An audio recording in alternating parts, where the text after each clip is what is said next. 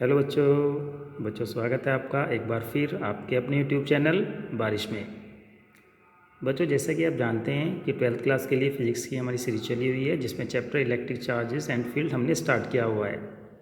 तो चलिए बच्चों इसी सीरीज़ में एक और कड़ी को हम जोड़ते हैं और आगे बढ़ते हैं।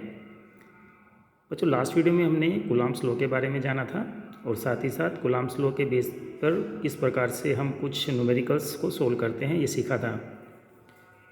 इसी सीरीज़ में एक और दो क्वेश्चन हम देख लेते हैं जो कि काफ़ी इंपॉर्टेंट हैं और कई बार इस टाइप के क्वेश्चंस बोर्ड एग्जाम में पूछे गए हैं। तो चलिए बच्चों स्टार्ट करते हैं। Question number 1, two similar equally charged identical metal spheres, यानी कि दो बिल्कुल आइडेंटिकल स्पेयर है हमारे पास में, शेप और साइज में बिल्कुल सेम है और दोनों के ऊपर सेम ही चार्ज है, ठीक है ना। ए और बी उनके नाम है और repel each other with as force of 2 × 10⁻⁵ newton. उनके बीच में जो रिपल्शन है, फोर्स ऑफ रिपल्शन है वो 2 × 10⁻⁵ न्यूटन का है, ठीक है। एक थर्ड आइडेंटिकल स्पेयर यानी कि उन्हीं के जैसा एक तीसरा स्पेयर है सी, उसको हमने टच कराया है ए से and then placed at the mid point between A and B. Calculate the net electrostatic force on C, यानी कि सी के ऊपर नेट इलेक्ट्रोस्टैटिक फोर्स कितना होगा हमें कैलकुलेट करना है। तो बच्चों क्वेश्चन को करने के लिए हमें इसमें दो केस करने पड़ेंगे। एक केस रहेगा हमारे पास जब स्पेयर सी उसमें इंट्रोड्यूस नहीं है, ठीक है ना, ए और बी को लेकर के, और सेकंड केस होगा जिसमें सी को हमने इंट्रोड्यूस किया है प्रॉब्लम में, ठीक है। तो फर्स्ट केस हम ले लेते हैं और मान लेते हैं कि जो ए और बी स्पेयर हैं उनके ऊपर चार्ज क्या है, क्यू कूलाम है, और दोनों के ऊपर सेम चार्ज है, प्लस का हो या माइनस का, दोनों के ऊपर सेम चार्ज है। और उनके बीच का डिस्टेंस भी हमने इसमें कंसिडर कर लिया कि let the distance between the charges r metre, ठीक है। और ये पूरा सिस्टम हम एयर में मान लेते हैं कि पूरा सिस्टम एयर में रखा हुआ है। तो जो इस केस में इनके बीच जो इलेक्ट्रोस्टैटिक फोर्स होगा 1/4π0 इंटू Q1 Q2/r²। तो यहाँ पे Q1 Q2 की वैल्यू दोनों की सेम है। F की वैल्यू हमें गिवन है 2 × 10⁻⁵ रिपल्शन का फोर्स है, F की वैल्यू है ना, फोर्स ऑफ रिपल्शन है। यहाँ पे हमने वैल्यू रख दी और हमारे पास एक इक्वेशन बन जाती है। कुछ बच्चे सोच सकते हैं कि इसमें यहाँ पे 9 × 10⁹ की वैल्यू हम रख सकते हैं, फिर थोड़ा सिंप्लीफाई करके Q² की वैल्यू निकाल सकते हैं, पर आप इसको ऐसे ही एडिसी रख लीजिए। आगे जा करके हम देखेंगे कि ऐसा रखने से हमें क्या बेनिफिट होता है। इक्वेशन नंबर 1 बना करके हम छोड़ देते हैं। Q² समझ में आएगा कैसे होगा, Q × Q करेंगे तो Q² हो जाएगा और R बीच का डिस्टेंस था। सिंपली हमने एक इक्वेशन यहाँ पे बना ली है। तो बच्चों सेकंड केस में आते हैं। सेकंड केस में क्या कहा गया है कि स्पेयर सी, आइडेंटिकल स्पेयर सी हो, उसको हमने ए से टच कराया है और टच कराने के बाद दोनों के बीच में बीचों बीच बिल्कुल मिड पॉइंट पर उसको प्लेस कर दिया। तो सबसे पहले हम देखते हैं कि सी के ऊपर कितना चार्ज होगा। अगर स्टार्टिंग की बात करें, जब सी को ए से टच नहीं कराया गया था उस दौरान ए के ऊपर जो चार्ज था वो +Q था और सी के ऊपर चार्ज 0। आपने इन दोनों को टच कराया क्योंकि दोनों की शेप और साइज सेम थी, तो इसलिए चार्ज इक्वली डिस्ट्रीब्यूट हो जाएगा दोनों के ऊपर। इसलिए ए के ऊपर चार्ज Q/2 और सी के ऊपर भी चार्ज Q/2 हो जाएगा। तो हमने यहाँ पे लिखा हुआ है charge on sphere A and sphere C is equal to Q/2 coulomb. ये आपको समझ में आया होगा कि कैसे इन दोनों के ऊपर सेम चार्ज होगा, ठीक है। तो अब हमारे पास जो सिचुएशन है वो ये रही, ए के ऊपर चार्ज Q/2। ध्यान देना बच्चों, पहले इस पर चार्ज Q था, अब चार्ज ए पर कितना हो गया Q/2, क्योंकि आपने इसको कंडक्शन के थ्रू चार्ज डिस्ट्रीब्यूट हो चुका है। बी में चार्ज Q ही रहेगा और सी के ऊपर भी जो चार्ज होगा Q/2 होगा, ठीक है। और ये बीच की इस सिचुएशन पे रखा हुआ है, मिड पॉइंट पे रखा हुआ है। अगर ये पूरा डिस्टेंस हमने r कंसिडर किया था तो ए से इनका बीच का डिस्टेंस r/2 और ये भी r/2 होगा। ये सारी सिचुएशन आपको समझ में आ गई होगी। एज पर डायग्राम FEC, यानी कि अलोंग दी पॉइंट AC, ये ए है और ये सी है, क्योंकि दोनों के ऊपर सेम चार्ज है बच्चों, तो ये रिपेल करेंगे। अगर सी के ऊपर हम चार्ज देखें, सी के ऊपर फोर्स कैलकुलेट करें ड्यू टू दिस चार्ज, तो इसकी डायरेक्शन होगी आपकी AC के अलोंग। तो इसलिए हमने इसको नाम दे दिया FAC, AC के अलोंग है, ठीक है। तो नाम कह दिया हमने इसको FAC। इसके कारण इस पर जो फोर्स लगेगा वो FBC होगा, क्योंकि ये BC के अलोंग है ना, अलोंग दी BC।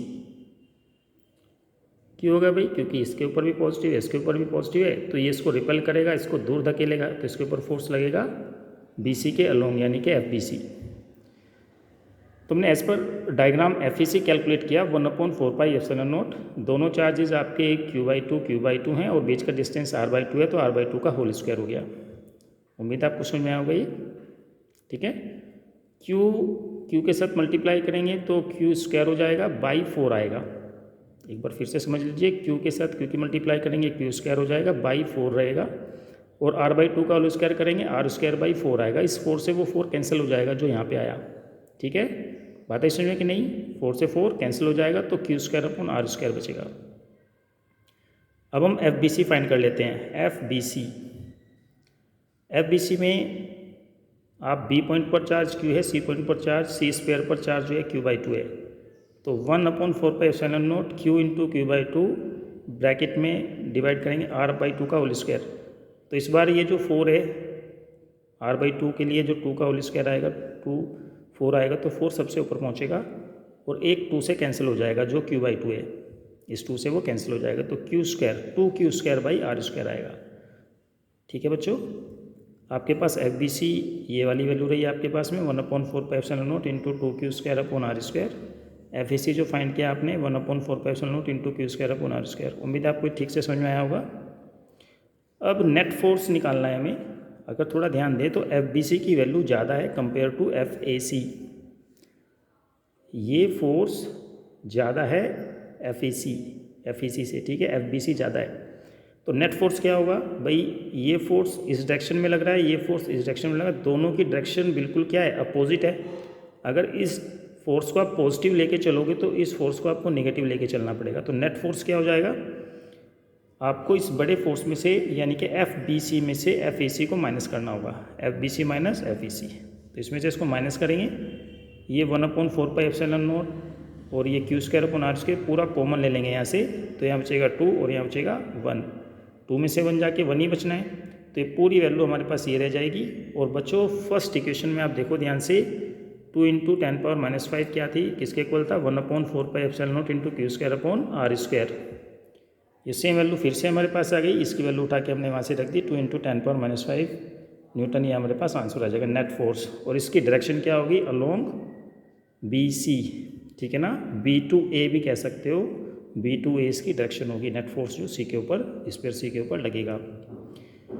उम्मीद है बच्चों आपको ये एग्जाम्पल ठीक से समझ में आया होगा। चलिए नेक्स्ट एग्जाम्पल पे मूव करते हैं। Example number 2 point charges +4E and +E are fixed a distance A apart, यानी कि दोनों के बीच का डिस्टेंस A दिया हुआ है हमको। Where should a third point charge Q be placed on the line joining the two charges so that it may be in equilibrium, in which case the equilibrium will be stable and in which case it is unstable. Case यहाँ पे 2 बन रहे हैं। ऐसा इसलिए क्योंकि Q के बारे में जो चार्ज है इसके बारे में मैंने नहीं बताया कि पॉजिटिव है और नेगेटिव है, ठीक है, तो इसलिए यहाँ पे 2 कंडीशंस बनेगी। क्वेश्चन में यहाँ पे पॉजिटिव लिखा हुआ है, ठीक है, जो पॉजिटिव चार्ज है तो पॉजिटिव लिखा हुआ है, नेगेटिव है तो नेगेटिव लिखा रहेगा। और Q के सामने कोई चार्ज नहीं, कोई साइन नहीं लगा हुआ, तो हम इसे दोनों तरीके से लेके सोल्व करेंगे, प्लस का भी और माइनस का भी।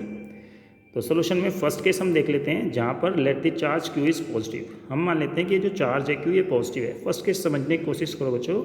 ये आपका एक पॉइंट चार्ज 4E, प्लस के 4E इधर है और प्लस का E इधर है, और ये आपका कोई लोकेशन है इन दोनों को मिलाने वाली लाइन के ऊपर, जिसकी डिस्टेंस हमने x मान ली 4E से, और यहाँ पे आपने इस प्लस चार्ज को रख लिया। ये प्लस चार्ज फर्स्ट हमने एज्यूम किया है कि ये प्लस का है, ठीक है, प्लस का Q चार्ज है। अब क्योंकि ये दोनों प्लस के हैं तो इसको रिपेल करेगा, तो +4E के कारण जो Q पर फोर्स लगेगा वो F1 होगा, और +E के कारण जो फोर्स लगेगा प्लस Q पर वो F2 हमने मान लिया, ठीक है। और डायरेक्शन दोनों की अपोजिट होगी, क्योंकि भाई प्लस का है चार्ज या लाइक चार्जेस हैं, एक दूसरे को रिपेल करेंगे। इस पर above diagram for the equilibrium of charge Q के इक्विलिब्रियम, सबसे पहले हमें समझना होगा इक्विलिब्रियम का मतलब क्या होता है।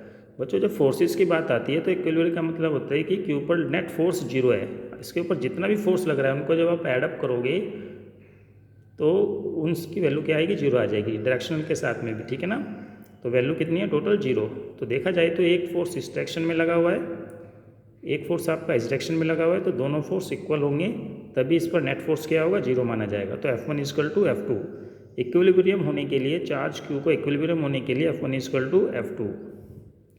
F1 कैसे कैलकुलेट करेंगे, 1/4πε0 4E इंटू Q लेंगे अपॉन x स्क्वायर, क्योंकि बीच का डिस्टेंस क्या है यहाँ पे, x है। सिमिलर वे में आप इसे देखेंगे, यहाँ पे बीच का डिस्टेंस a माइनस एक्स, क्योंकि ये पूरा डिस्टेंस कितना था, a था। अगर ये डिस्टेंस x है तो a में से x को माइनस करेंगे तो ये बचा डिस्टेंस यहाँ से यहाँ तक कितना होगा, a माइनस एक्स। ठीक है बच्चों, तो F2 के लिए भी आप ऐसे कैलकुलेट कर लेंगे, 1/4πε0 इंटू E और Q का मल्टीप्लाई करेंगे और जो इनके बीच का डिस्टेंस है उसका होल स्क्वायर करेंगे, a minus x whole square. अब ध्यान दें, 1/4πε0 से 1/4πε0 कैंसिल आउट हो गया, EQ से ये EQ भी कैंसिल हो जाएंगे, इधर बचेगा 4/x², इधर बचेगा आपके पास में 1/a माइनस एक्स का होल स्क्वायर। दोनों साइड का आप क्या ले लेंगे, रूट ले लेंगे।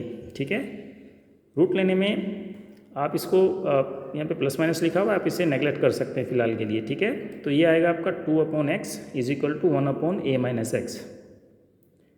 इसको आप सिंप्लीफाई करेंगे तो 2a minus 2x is equal to x और 2a is equal to 3x, क्योंकि माइनस का 2x है, इधर आके प्लस का हो जाएगा और यहाँ से आप x की वैल्यू फाइंड करेंगे, कितनी आती है, 2a/3।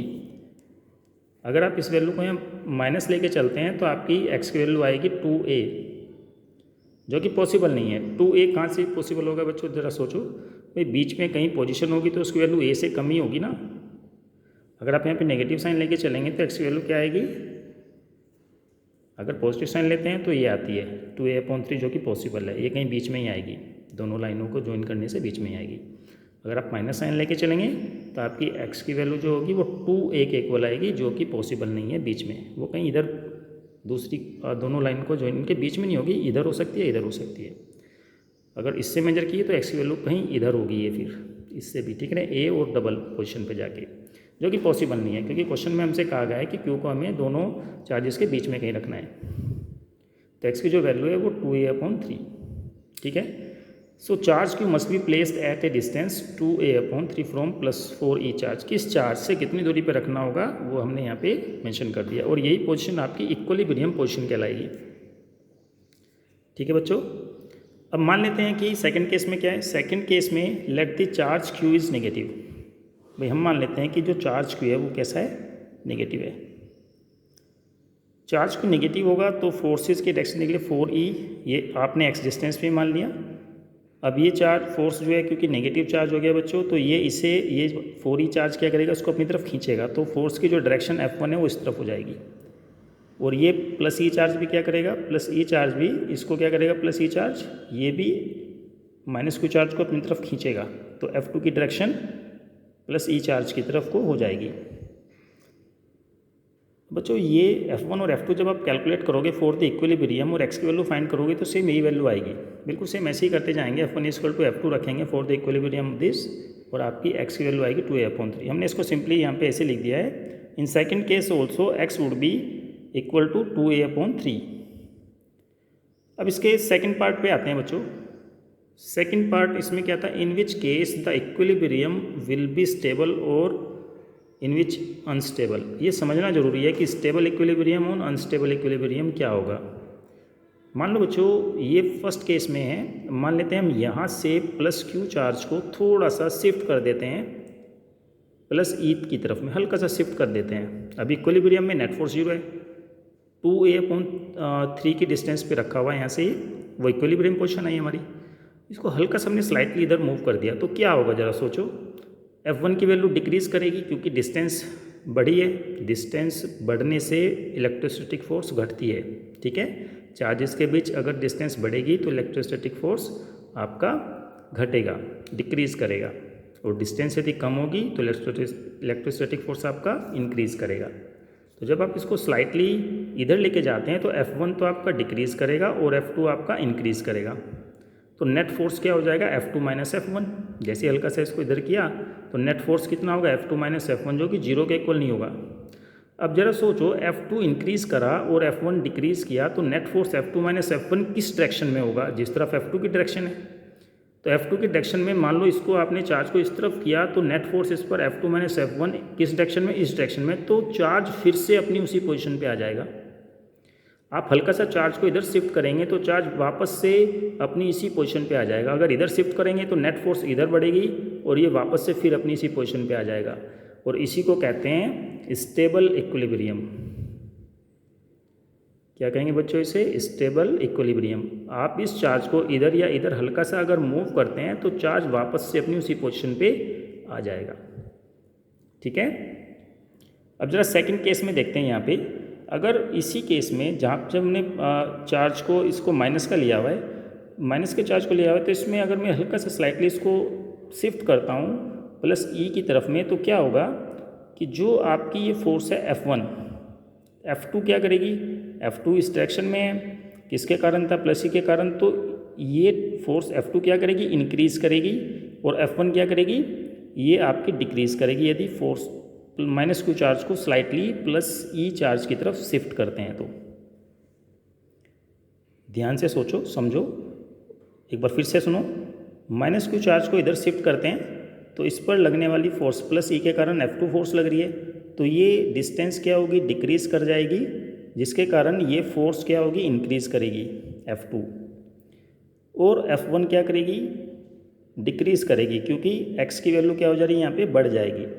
तो फिर से नेट फोर्स क्या होगा? F2 minus F1। जरा सोचो हमने इसको कैसे लिखा है यहाँ पे। Now we shift the charge Q slightly towards positive E charge. हमने थोड़ा सा इसको स्लाइटली शिफ्ट किया है।